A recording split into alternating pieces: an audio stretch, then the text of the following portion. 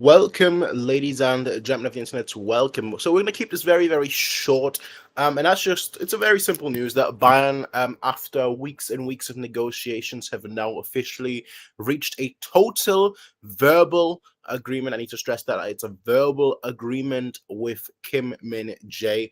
Now, this news comes from Fabrizio Romano, the ever so reliable Fabrizio Romano, who basically said that Bayern have now reached the total agreement with Kim, and that's basically how that story goes.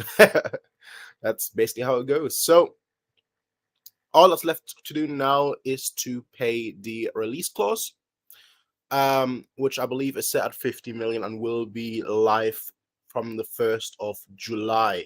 So you can basically expect, now that Bayern have reached a total verbal agreement with him, that on the 1st of July, or maybe just after the 1st, but relatively close to the 1st of July, Bayern are going to pay the release clause, and then he will be our player. So at this point, even though it's not official yet, and even though it's just the agreement with the player, because there's a release clause, I will say this officially: welcome to Bayern, Kim Min-Jae.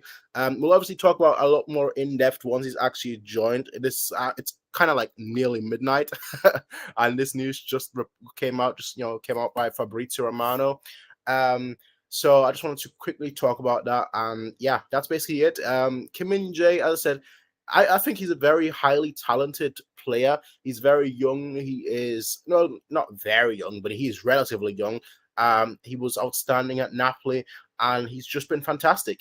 Now, is that going to translate, to him being fantastic at Bayern? Well, we'll see about that, of course. But I'm very excited about the transfer. The only thing really that has been worrying me is, apologies if you can hear my laptop fan in the background, but the only thing that has been worrying me about Kim Min-Jae really is the reported wage.